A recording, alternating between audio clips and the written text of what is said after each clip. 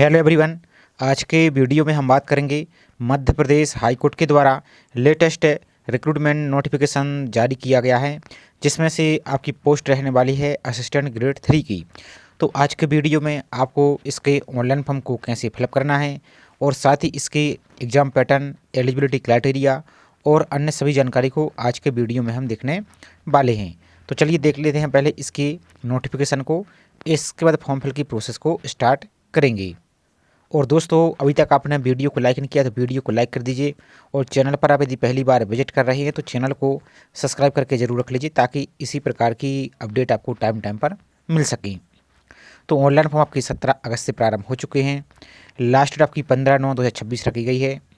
और बाकी फॉर्म में यदि कोई मिस्टेक हो जाती तो फॉर्म करेक्शन की लिंक आपकी 19 सितंबर से प्रारंभ हो जाएगी और 21 सितंबर तक अपने फॉर्म में आप संशोधन कर पाएंगे। अब बात कर लेते हैं इसके एलिजिबिलिटी क्राइटेरिया को। तो यहाँ पर पे स्केल देख सकते हैं, टोटल आपकी 1174 पोस्ट आपकी निकाली गई हैं, जो कि यहाँ पर अलग अलग कैटेगरी वाइज आपकी वैकेंसी को यहाँ पर डिवाइड कर दिया है। तो इनमें आप यहाँ पर देख सकते हैं। अब इसकी क्वालिफिकेशन की योग्यता की बात कर लेते हैं, इसमें क्या कुछ रहेगा। तो देखिए, पहली बात, आपको सिंपल ग्रेजुएशन आपके पास होना चाहिए। किसी भी स्ट्रीम में आपने किया है, आपने चाहे बीए किया हो, बीएससी किया हो, बीटेक किया हो या इंजीनियरिंग किया हो, कोई भी आपने ग्रेजुएशन किया है वो होना चाहिए। इसके साथ सीबीसीटी का स्कोर कार्ड भी यहाँ पर होना चाहिए। कम से कम यहाँ पर हिंदी में आपका क्वालिफाई होना आवश्यक है। और 1 साल का आपके पास कंप्यूटर का डिप्लोमा आपके पास होना चाहिए, तो आप इसमें अप्लाई कर पाएंगे। डिप्लोमा जैसे आपका डीसी हुआ या पीजीडीसी हुआ। इसके साथ देखिए, यहाँ पर कुछ और इंपॉर्टेंट जानकारी इन्होंने बोली है कि जो यदि मान लीजिए जिसके पास जो कंप्यूटर का डिप्लोमा नहीं है, उसके समकक्ष क्या कोर्स माने जाएंगे, तो वो भी समझ लीजिए। तो यहाँ पर आएंगे आप, तो उपरोक्त दर्शाए हड़ताएं ऑनलाइन आवेदन करने की अंतिम तिथि का उत्तीर्ण होना आवश्यक है, यहाँ पर देख सकते हैं। और मध्य प्रदेश शासन के अनुसार जो यहाँ पर 1 वर्षीय कंप्यूटर डिप्लोमा कोर्स उत्तीर्ण करना अनिवार्य है। जैसे यूजीसी से मान्यता प्राप्त किसी विश्वविद्यालय से डिप्लोमा हो, यहाँ पर मुक्त विश्वविद्यालय से डिप्लोमा हो, या जो आपका डीओएसी होता है नीलेट, इसके द्वारा भी कोई आपकी परीक्षा हो, या आपके पास शासकीय पॉलिटेक्निक कॉलेज से आपका जो मॉडर्न ऑफिस मैनेजमेंट कोर्स हो, या शासकीय आपके कोपा हो, आईटीआई में कोपा, तो भी आप अप्लाई कर पाएंगे। अब यहाँ पर देखिए, उक्त कंप्यूटर डिप्लोमा के अतिरिक्त निम्नलिखित अर्हताएं भी मान्य हो गई। जैसे आपका बीई हो, सीई में या आईटी में, या एमसीए हो या बीसीए हो, सीई या आईटी में, या आपका ईआईसीटी से अनुमोदित पॉलिटेक्निक में डिप्लोमा हो कंप्यूटर साइंस में या एप्लीकेशन में, या बीएससी या बीकॉम डिग्री जिनमें केवल कंप्यूटर एक विषय के अध्यापन किया भी सम्मिलित नहीं होगी। तो यहाँ पर इनको यहाँ पर आप देख सकते हैं। तो ये वाली मान्य नहीं होगी, लेकिन इनमें से आपने किया है तो ये भी आपकी कंप्यूटर के डिप्लोमा की जगह आपकी मान्य होगी। और यहाँ पर पढ़ सकते हैं, सामान्य प्रशासन विभाग के अंतर्गत जो कंप्यूटर साइंस की पढ़ाई करके बीएससी परीक्षा पास की है, तब मार्कशीट के आधार पर यहाँ पर देखिए, बाकी यदि किसी उम्मीदवार ने अन्य विषयों के साथ आईटी या कंप्यूटर साइंस की पढ़ाई करके बीएससी की परीक्षा पास की है, तब मार्कशीट के आधार पर आईटी या सीएस विषय की पुष्टि या प्रमाणित हो जाती है, तो ऐसी बीएससी डिग्री को भी मान्य किया जाएगा। देख सकते हैं जो आपकी बीएससी आईटी या सीएस में है। तो इनको एक बार आपको पढ़ लेना है। अब चलिए इसकी कुछ और इन्फॉर्मेशन को हम देख लेते हैं। और यहाँ पर आएंगे तो इसके ऊपर यदि किसी प्रकार का कोई कोर्ट केस चल रहा है तो इनके संबंध में यहाँ पर जानकारी दे दी गई है। तो इनको एक बार अप्लाई करने से पहले अच्छी तरीके से पढ़ लेना है। बाकी इसकी कुछ और इंपॉर्टेंट एप्लीकेशन फीस को और हम देख लेते हैं। तो एज की यहाँ पर बात कर लेते हैं, तो मिनिमम 18 साल कंप्लीट होनी चाहिए। और यहाँ पर देख सकते हैं, मध्य प्रदेश राज्य के पुरुष आवेदक के लिए एज रहेगी 40 साल। इसी प्रकार से मध्य प्रदेश राज्य की ईडब्ल्यूएस के लिए यहाँ पर आप एज को देख सकते हैं। इसके अलावा कुछ और इम्पोर्टेंट फीस देखिए, तो अनारक्षित के लिए अथवा मध्य प्रदेश से बाहर के आवेदक हैं जो अदर स्टेट के हैं, उनके लिए 743 प्लस परीक्षा शुल्क 200 यानी 943 रुपये लगेगी। और यदि मध्य प्रदेश के मूलवासी हैं तो आप देखिए, ये वाली फीस आपको नहीं लगेगी जो परीक्षा शुल्क है, लेकिन जो आपको सेवा प्रदाता ने पोर्टल चार्ज आपका रहेगा तो 743 रुपये आपको पे करनी होगी। और बाकी जो दिव्यांग हैं इनके लिए भी ये वाली फीस नहीं लगेगी, सिर्फ ये वाली फीस आपको पे करनी होगी। तो इस प्रकार से पूरी प्रोसेस आपकी रहेगी। तो एक बार आपको अप्लाई करने से पहले सभी डिटेल को पढ़ लेना है, इसके बाद ही फॉर्म को आपको अप्लाई करना है।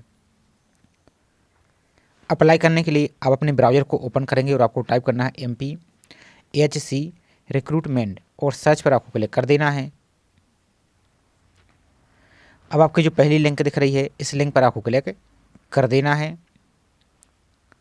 तो कुछ सेकंड आपके यहाँ पर देखिए कि नया पेज ओपन हो जाएगा, थोड़ा सा वेट करेंगे तो आपकी लिंक यहाँ पर ओपन हो जाएगी। अब यहाँ पर देखिए, सबसे पहले तो आपको नोटिफिकेशन को डाउनलोड करना है। तो इस लिंक पर क्लिक करके अपनी नोटिफिकेशन को डाउनलोड कर लेंगे। अप्लाई करने के लिए जो ये वाली लिंक दिख रही है क्लिक हियर, इसी क्लिक हियर पर आपको क्लिक कर देना है। तो यहाँ पर देखिए अब आपका इस प्रकार का पेज ओपन हो गया है। तो यहाँ से भी आप नोटिफिकेशन को डाउनलोड कर सकते हैं। तो सबसे पहले तो आपको जो न्यू रजिस्ट्रेशन दिख रहा है इसी न्यू रजिस्ट्रेशन पर आपको क्लिक है तो आपका फॉर्म ऐसे ओपन हो जाएगा। पोस्ट का नाम आपको सेलेक्ट करना है, तो असिस्टेंट ग्रेड 3 आपका यहाँ पर आ जाएगा। इसका नागरिकता आपको इंडियन सेलेक्ट कर देना है। नेक्स्ट आपका फुल नाम, नाम में आपको जैसा आपके 10th के सर्टिफिकेट में लिखा है कैपिटल लेटर में आपको पूरा फिल करना है। इस प्रकार से अपना नाम फिल कर देंगे।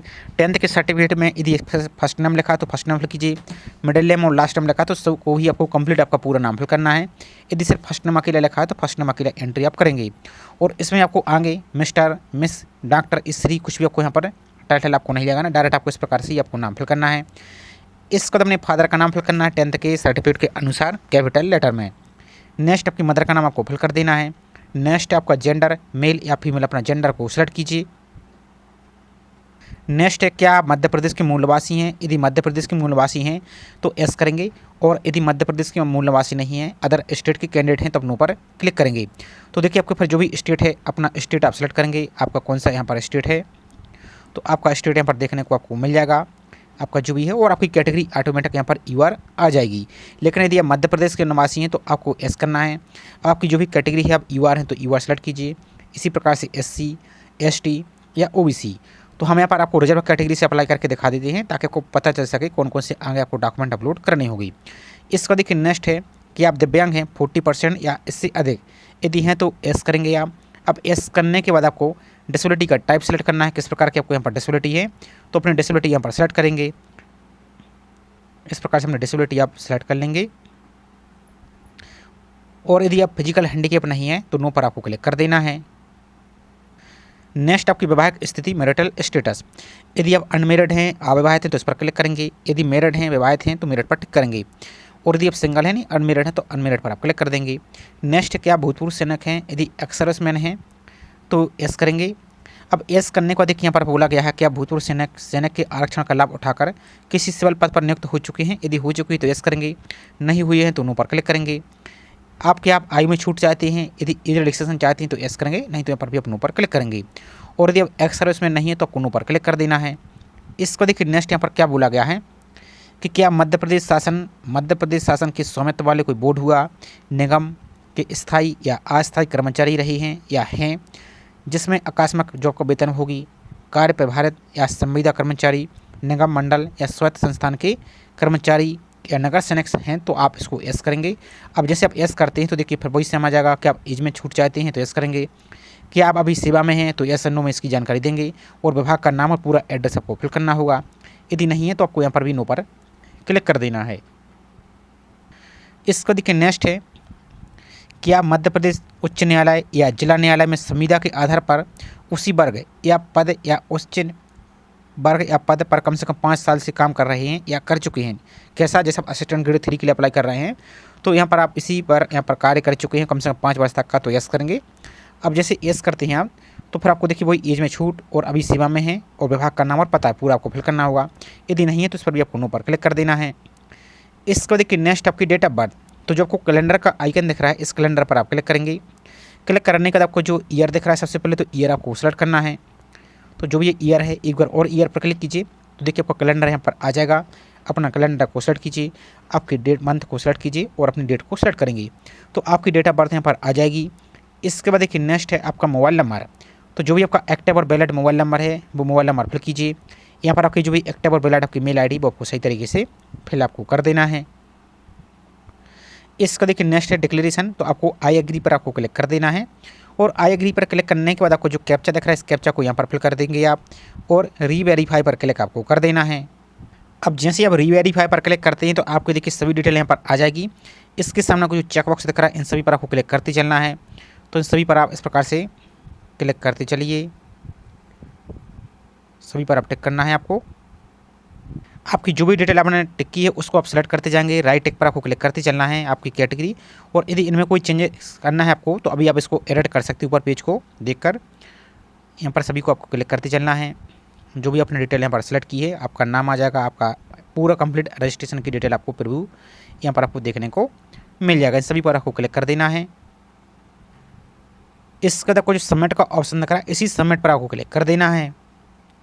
अब जैसे ही सबमिट पर क्लिक करते हैं आपको यहाँ पर बोला जा रहा है candidate needs to reverify the pre जो पॉपुलेटेड वैल्यू है, इनको एक बार आपको चेक कर लेना है। इसके बाद आपको ओके पर क्लिक आपको कर देना है। ओके पर क्लिक करने का देखिए आपका रजिस्ट्रेशन कंप्लीट हो जाएगा। यहाँ पर आपका रजिस्ट्रेशन नंबर भी मिल जाएगा। अब आपका जो रजिस्ट्रेशन नंबर है और पासवर्ड है, आपकी ईमेल आईडी और रजिस्टर्ड मोबाइल नंबर पर भी आपको सेंड कर दिया जाएगा। तो अब आपको क्लोज पर क्लिक कर देना है।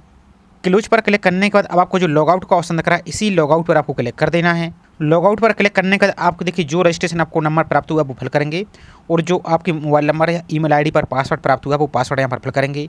इस कैप्चा को यहाँ पर फिल करेंगे और अब आपको लॉगिन पर सिंपल सा क्लिक कर देना है। और मान लीजिए यदि पासवर्ड आपको प्राप्त नहीं हुआ है तो इस पर फॉरगेट पर क्लिक करके इसको दोबारा से पासवर्ड यहाँ पर आप प्राप्त भी कर सकते हैं। तो जैसे आप लॉगिन पर क्लिक करते हैं तो आपको देखिए एक ऑप्शन दिख रहा है गो टू एप्लीकेशन, इसी गो टू एप्लीकेशन पर आपको क्लिक कर देना है। गो टू एप्लीकेशन पर क्लिक करने के बाद आपकी जो कुछ पर्सनल इन्फॉर्मेशन है रजिस्ट्रेशन के अनुसार वो आपको यहाँ पर ऑटोमेटिक ले ली जाएगी। तो इसको स्क्रॉल करते चली आइए यहाँ पर आप। अब यहाँ पर देखिए पहचान चिन्ह आइडेंटिटी मार्क, अब आपके कोई पहचान जिसमें आपका चेहरे पर या हाथ पर कोई निशान है, कोई कट है, कोई मोल है, तो आप इस प्रकार से फिल कर देंगे। जैसे मान लीजिए मोल ऑन फेस, इस प्रकार से आप फिल कर देंगे। यदि आपका जो भी कट का निशान या कोई भी है, यदि नहीं भी है तो कोई दिक्कत नहीं है, नो मार्क की एंट्री भी आप कर देंगे, नो मार्क्स इसकी एंट्री यहाँ पर आप कर देंगे। यदि है तो आप इसको फिल कर दीजिए। नेक्स्ट आपकी बाकी पर्सनल इन्फॉर्मेशन यहाँ पर भी आपको देखने को मिल जाएगी। इसका देखिए नेक्स्ट आपका करंट एड्रेस यानी जो वर्तमान पता है कम्युनिकेशन एड्रेस वो फिल करना है। तो पूरा एड्रेस फिल करेंगे, आपका गली, स्ट्रीट, मोहल्ला, कॉलोनी सब कुछ आपको इसमें फिल करना है। इसके बाद अपना स्टेट सेलेक्ट करेंगे, आपका जो भी स्टेट या यूटी है वो सेलेक्ट कीजिए। तो ये फॉर्म आपको हम डेमो के लिए दिखा रहे हैं, तो आपका जो एक्चुअल डिटेल है वो सही तरीके से फिल कीजिए। इसके बाद आपका जो भी डिस्ट्रिक्ट है अपना डिस्ट्रिक्ट को सिलेक्ट कीजिए आप। नेक्स्ट आपका एरिया का पिन कोड, तो आपका जो भी एरिया का पिन कोड वो फिल कर दीजिए। नेक्स्ट आपको यहाँ पर देखिए स्थायी पता, तो यदि ये वाला स्थायी पता और आपका वर्तमान पता यदि सेम है तो इसको टिक कर देंगे तो दोनों ऑटोमेटिक कॉपी हो जाएगा। और यदि अलग अलग है तो आपको नो पर क्लिक करना है और इसकी फिर आपको अलग अलग एंट्री आपको यहाँ पर कर देनी है। अब इसको देखिए नेक्स्ट है सबसे महत्वपूर्ण एग्जाम सेंटर। तो देखिए 3 सिटी अपनी सुविधा के अनुसार सेलेक्ट कर सकती हैं। तो एग्जाम सेंटर पहले आपको हम दिखा देते हैं कितने सिटी में आपके एग्जाम होने वाले हैं। तो देखिए भोपाल, इंदौर, जबलपुर, ग्वालियर, सतना, उज्जैन, सागर, इतने ही सिटी में आपके एग्जाम होने वाले हैं। तो आप एक एक करके अपने जो भी नज़दीकी एग्जाम सेंटर है वो आप सेलेक्ट कर सकते हैं। तो अपना फर्स्ट एग्जाम सेंटर सेलेक्ट कीजिए, अपनी सेकंड सिटी को यहाँ पर आप सेलेक्ट कीजिए और अपनी थर्ड सिटी को यहाँ पर आप सेलेक्ट कर लीजिए। तो आपके फर्स्ट, सेकंड और थर्ड एग्जाम सेंटर यहाँ पर आपकी आ जाएंगी। बाकी इसका देखिए नेक्स्ट है विवाह की स्थिति, तो आपकी यहाँ पर रजिस्ट्रेशन के अनुसार आ जाएगी। अब इसके बाद देखिए नेक्स्ट है सबसे महत्वपूर्ण, तो क्या आपके विरुद्ध कोई दंड प्रकरण किसी पुलिस थाने में या न्यायालय में अनुसंधान या विचारण हेतु लंबित हैं या किसी न्यायालय में निराकृत हो चुका है? यदि हाँ तो संबंध अधिनियम एवं धारा सहित प्रकरण क्रमांक, निर्णय आदि की जानकारी स्पष्ट रूप से आपको उल्लेख करना है। तो यहाँ पर एस करेंगे और आपका जो भी केस नंबर था वो यहाँ पर देखिए अपराध क्रमांक था, वर्ष, थाना, ये सब कुछ यहाँ पर फिल करेंगे। केस नंबर, साथ में इसमें थाने का नाम फिल करेंगे और ईयर फिल कर देंगे। इस प्रकार का रहेगा, किस एक्ट के तहत आपका केस लगा था वो धारा फिल करेंगे। और वर्तमान स्थिति आपकी क्या है ध्यान से देख लीजिए, इसमें आपको गलती नहीं करनी है। तो देखिए आपको यहाँ पर अपराध अपास्त है यानी आपका जो क्वेस्ट है या अनुचित डिस्चार्ज हो गया है या आपका पेंडिंग है या आप दोषमुक्त हो चुके हैं या दोष शुद्ध हैं, इस प्रकार से इसको आप अपने अनुसार जानकारी देंगे, इनको यहाँ पर देना है। और यहाँ पर देखिए अपराध क्रमांक, थाना, ये सब कुछ यहाँ पर आपकी रहेगी। यदि नहीं है कुछ भी तो आपको डायरेक्ट यहाँ पर नो पर ही आपको क्लिक करना है। इसके बाद आपको सेव एंड नेक्स्ट पर क्लिक कर देना है। इसके बाद देखिए नेक्स्ट आपकी एजुकेशन क्वालिफिकेशन की डिटेल, तो सबसे पहले 10th की जानकारी आपको फिल करनी है। तो परीक्षा का नाम का हाई स्कूल ऑटोमेटिक आ जाएगा। इसके बाद अपनी बोर्ड का नाम फिल करना है, बोर्ड या यूनिवर्सिटी का नाम, तो आपकी बोर्ड का नाम फिल करेंगे। अब जैसे आपका CBSE बोर्ड है तो CBSE बोर्ड इस प्रकार से आप लिख देंगे, या आपका स्टेट बोर्ड है जैसे MP बोर्ड है तो MP बोर्ड लिख देंगे, या UP बोर्ड है, बिहार बोर्ड है, आपका जो भी स्टेट बोर्ड है वो सेलेक्ट करेंगे। 10th आपने किस वर्ष कंप्लीट किया है तो 10th का पासिंग ईयर आप फिल करेंगे। तो ये आपको अपने अनुसार फिल करना है, आपका 10th किस वर्ष आपने कंप्लीट किया है, 10th का ईयर आप फिल करेंगे। रिजल्ट टाइप क्या था तो यहाँ पर आपका परसेंटेज था या CGPA था तो फिल करेंगे। यदि परसेंटेज था तो देखिए परसेंटेज आपको फिल करना है, यदि CGPA था तो फिर CGPA आपको फिल करना है। इसके दौरान 10th का रोल नंबर आपको फिल कर देना है। नेक्स्ट आपके 12th हायर सेकेंडरी, तो यहाँ पर भी आपके बोर्ड का नाम फिल करना है, आपका जो भी बोर्ड है, जैसे एमपी बोर्ड है तो एमपी बोर्ड लिख देंगे, आपका जो भी स्टेट बोर्ड है वो फिल कीजिए। 12th आपने किस वर्ष कंप्लीट किया वो 12th का ईयर, रिजल्ट टाइप क्या था, परसेंटेज था या सीजीपीए था। यदि सीजीपीए था तो सीजीपी सेलेक्ट करेंगे यहाँ पर आप। अब सीजीपीए था तो देखिए आपको सीजीपीए आपको फिल करना है यहाँ पर देखिए, और यदि परसेंटेज था तो फिर यहाँ पर आप परसेंटेज को फिल कर देंगे। यहाँ पर अपन परसेंटेज को फिल कीजिए और 12th का रोल नंबर आपको यहाँ पर फिल कर देना है। इसको देखिए नेक्स्ट है ग्रेजुएशन, तो स्नातक की जानकारी आपको फिल करनी। परीक्षा का नाम आपने जैसे बीए किया है तो बीए फिल करेंगे, या बीएससी किया है आपने तो बीएससी फिल करेंगे, या बीई किया है बीटेक किया है तो आपने जो भी अपनी क्वालिफिकेशन की है तो वो अपने अनुसार यहाँ पर फिल करेंगे, क्योंकि इसमें सिंपल ग्रेजुएशन आपके पास होना चाहिए, किसी भी स्ट्रीम से आपने किया है। अब यहाँ पर अपनी यूनिवर्सिटी का नाम आपको फिल करना है, पासिंग ईयर फिल करना है, आपने ग्रेजुएशन कब किया है, और रिजल्ट आपका क्या था, परसेंटेज था या सीजीपीए था वो फिल करेंगे। परसेंटेज आपकी कितनी बनी है तो अपने परसेंटेज को फिल कर देंगे, आपके जो भी परसेंटेज यहाँ पर बने हुए हैं इस प्रकार से आपकी परसेंटेज आ जाएंगी। ग्रेजुएशन का रोल नंबर आपको फिल कर देना है। इसका देखिए नेक्स्ट आपका परीक्षा का नाम डिप्लोमा, अब एग्जाम का नाम फिल करेंगे। आपने डीसी किया है तो इस प्रकार से आप डीसी लिख देंगे, या पीजीडीसी किया आपने तो इस प्रकार से पीजीडीसी इस प्रकार से आप लिख देंगे। आपकी यूनिवर्सिटी का नाम क्या था, अब जैसे आपकी माखनलाल जो चतुर्वेदी राष्ट्रीय पत्रकारिता विश्वविद्यालय है तो उसका नाम फिल कर देंगे, या आपकी कोई भी आपकी यूनिवर्सिटी हो सकती है जहाँ से आपने पीजीडीसी या डीसीए किया है तो फिल करेंगे उसका नाम, यूनिवर्सिटी का नाम। और मान लीजिए यूनिवर्सिटी का नाम यदि ज़्यादा बड़ा है तो उसको शॉर्ट फॉर्म आपका होता है तो उसको लिख देंगे। इसका देखिए ग्रेजुएशन आपने जो डिप्लोमा है इसका पासिंग ईयर फिल करेंगे, रिजल्ट टाइप क्या था, परसेंटेज था या सीजीपीए था वो यहाँ पर आप फिल कर देंगे। अपना परसेंटेज यहाँ पर फिल कर देंगे, आपका जो भी परसेंटेज यहाँ पर बना हुआ है परसेंटेज आपका आ जाएगा। नेक्स्ट आपका आपका डिप्लोमा का रोल नंबर यहाँ पर आपको फिल कर देना है। इसका देखिए नेक्स्ट है अदर क्वालिफिकेशन, अब अदर क्वालिफिकेशन आपके पास जैसे कोई पोस्ट ग्रेजुएशन है, एमए है, एमएससी है, या आपके पास कोई और अदर क्वालिफिकेशन है, या कोई भी आपके पास डिप्लोमा है इसके अलावा भी, तो उन सभी की जानकारी यहाँ पर फिल कर सकते हैं। यदि नहीं है तो उसको खाली भी छोड़ सकते हैं। इसका देखिए नेक्स्ट है सीपीसीटी, तो ये आपके पास होना चाहिए। तो देखिए ballot CPCT score card from Madhya Pradesh agency promotion and information, जो मैप आईटी होती है इसके द्वारा, या एनी अदर एजेंसी आपका या इंस्टीट्यूट रिकॉग्नाइज हो मध्य प्रदेश गवर्नमेंट के द्वारा है, तो आपके पास सीपीसीटी है या नहीं, तो आपको यहाँ पर ऐसी करना है। यदि नो पर क्लिक करते हैं देखिए आप इसके लिए एलिजिबल नहीं रहेंगी, तो यहाँ पर आपको ऐसी करना है। अब एस करते हैं तो सीपीसीटी का एप्लीकेशन नंबर फिल करना है। कंप्यूटर प्रोफिशिएंसी परसेंटेज आपके कितने परसेंटेज बने हुए हैं वो फिल करना है। हिंदी की आपके जो टाइपिंग परसेंटेज है वो कितने हैं वो फिल करेंगे। एग्जाम की डेट क्या है वो फिल कर देंगे, तो चूँकि ये आपके स्कोर कार्ड पर पूरा मेंशन रहता है तो उसको फिल करेंगे। इसके बाद आपको सेव एंड नेक्स्ट पर क्लिक कर देना है। इसके बाद देखिए नेक्स्ट आपके डॉक्यूमेंट अपलोड का तरीका, तो सबसे पहले अपनी पासपोर्ट साइज़ की फ़ोटो अपलोड करनी है, तो क्लिक है टू अपलोड पर क्लिक करके अपनी फ़ोटो को अपलोड कीजिए। तो इसमें कुछ आपको गाइडलाइन दी गई है, यहाँ पर देख लीजिए। तो फोटो आपको वाइट बैकग्राउंड की अपलोड करनी है और कलर फोटो आपकी होनी चाहिए, और फोटो की साइज़ आपको रखना है जेपीजी में आपको रखना है, और मिनिमम 50 के भी अधिकतम 80 के भी तक अपनी फ़ोटो को यहाँ पर रख सकते हैं। तो ब्राउज पर क्लिक करके अपनी फ़ोटो को आप अपलोड कीजिए। इसका तो अपना सिग्नेचर करना, और ध्यान दीजिए आप गलती कर देते हैं, सिग्नेचर आपको केवल बाल पेन से ही और ब्लैक यानी काले पेन से ही आपको सिग्नेचर करना है, इसके अलावा कोई भी पेन आपका यूज नहीं करना है। तो सेम इसी प्रकार का सिग्नेचर भी रहेगा 50 के बी से लेकर 80 के बी तक। और आप चाहें तो इसका डायमेंशन भी देख सकते हैं, यहाँ पर आपको एक बार हम डायमेंशन की वैल्यू रिसर्च करके दिखा देते हैं। तो यहाँ पर देखिए इसका डायमेंशन यहाँ पर तो इन्होंने नहीं बोला है, लेकिन सिग्नेचर का डायमेंशन बोला है। यहाँ पर आप आइए, तो सिग्नेचर का डायमेंशन देखिए, इसकी सेंटीमीटर आपको रखना है, 6 आपको रखना है विड्थ और 3 रखना है हाइट। तो देखिए हमने सिग्नेचर को यहाँ पर अपलोड किया, आपका सिग्नेचर सक्सेसफुली अपलोड हो गया। क्लोज पर क्लिक करेंगे, तो अब यहाँ पर देखिए जैसे सिग्नेचर आपने अपलोड किया है, व्यू पर क्लिक करेंगे। इसी प्रकार से आपकी फ़ोटो अपलोड करेंगे तो यहाँ पर फोटो दिखेगी और व्यू पर आपको क्लिक करना है, तभी आपका नेक्स्ट स्टेप आगे बढ़ेगा। इसके बाद अपने पेमेंट देखेगा, तो जैसे हम यहाँ पर ओबीसी कैटेगरी से अप्लाई करके दिखा रहे हैं, तो देखिए फीस यहाँ पर 743 रुपये और 40 पैसे आपको यहाँ पर लग रही हैं। तो यहाँ पर आएंगे आप, तो आई एग्री पर क्लिक करेंगे, और जो कैप्चा दिख रहा है इस कैप्चा को फिल करेंगे आप। और सबसे पहले तो आपको प्रीव्यू पर क्लिक करके अपने पूरे फॉर्म को चेक कर लेना है कि इसमें कहीं कोई मिस्टेक तो नहीं है, ताकि बाद में आपको एडिट करने की आवश्यकता ना रहे। तो आपको चेक कर लेना है। इसके बाद आपको सबमिट पर क्लिक करना है।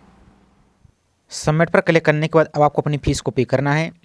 तो पेमेंट करने के लिए आप डेबिट कार्ड यूज कर सकते हैं, क्रेडिट कार्ड यूज कर सकते हैं, नेट बैंकिंग यूज कर सकते हैं, वैलेट यूज कर सकते हैं। सबसे आसान है यूपीआई।